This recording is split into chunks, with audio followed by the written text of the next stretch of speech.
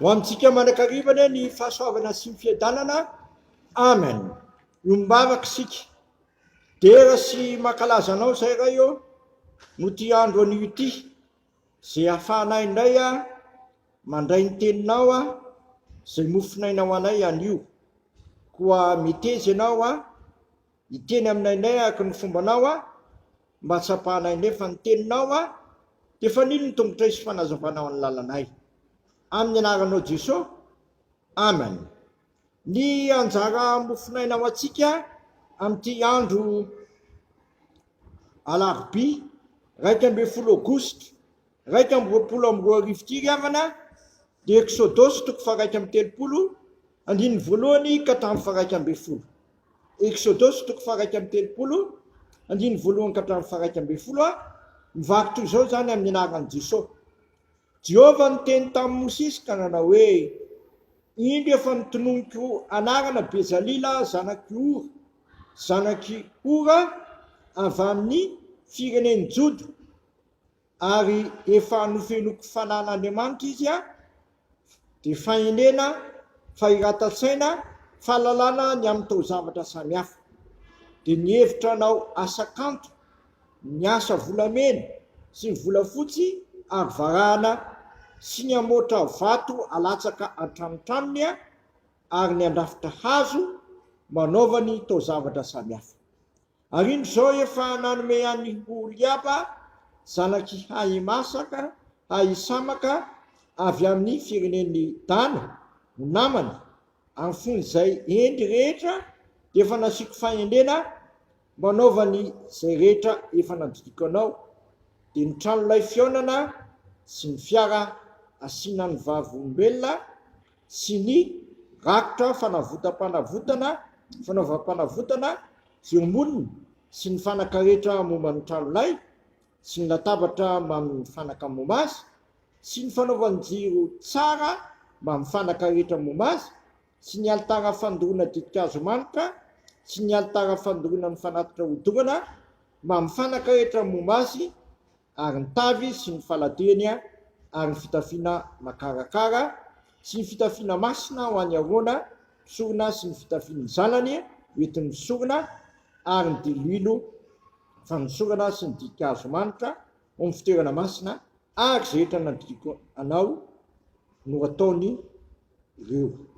Ray masonao manamasinana anay amin'ny fahamarinana, ny teninao ny fahamarinana. Eto dia zava-dehibe ny manao zavatra tsara, lazaina fa hoe asa kanto, zay ny voalaza eo, asa kanto zany hoe tsara de tsara, zany hoe asa kanto zany. Eto dia ny ahafahana manao an'izany a de ny nofenoina amin'ny fanan'Andriamanitra i Bezalila. Nga zany ihany fa Oliaba koa zay namany dia nasiana fahendrena tao aminy. Zay ny voalaza eo amin'ny 15 tapany faharoa, efa nasiko fahendrena Oliaba namany. Zay koa ny voalaza eo amin'ny 15 manao hoe indro efa nitononoko anarany Bezalila, nofenoko fanan'Andriamanitra izy a, ary hevitra hanao asa kanto. Ry havana, tena asan'Andriamanitra no mahatonga olona manam-pahendrena sy mahavita zavatra tsara, fa tsy asan'ny olona tsotro zao fotsiny, fa tena asan'Andriamanitra ao amin'ny olona. Ka mahatonga sy hatonga anao ho amin'izany asa tsara sy kanto eny feno fahendreny zany, dia aoka izasy ianao a angataka ny fanan'Andriamanitra, manolo-tsaina, taridalana, ary Jesosy Kristy raha teo nefa niteny a fa misy olona amin'ny Kristy de olom-baovao izy a, efa lasa zavatra taloha, araka ny teny nomeny ny apôstôly masina. Ko amin'ity andro an'io ty tianao ianao vonona amin'ny asa tsara sy kanto ary feno fahendrena, mangataha fanahy masina, fanafanahy masina, mahay manao an'izany a ao amiko sy aminao sy amintsika rehetra zay manatsofina ety miaina. Amen. Sotranao zay raha eo fa tsy afeninao anay ny azonay manao zavatra kanto sy feno fahendrena avy amin'ny fanahinao masina no ahafahana manao izany.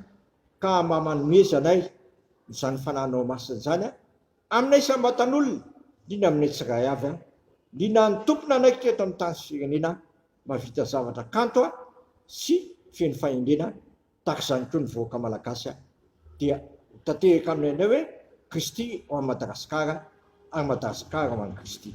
Dia sitrakai ny ary vavaka hoe anay zay ny an-danitra, masina ny anaranao, ny tonga ny fanjakanao, atao anie ny sitraponao ity tany tahaka ny an-danitra, hoe ny anona sahazo anay ary mamela ny elokay tahaka namelana izay menoka taminay aiza mitondra anay amin'ny fakapanahy fa manafanay amin'ny rasy manao ny fanjakana sy ny hery ary voninahitra manakizay.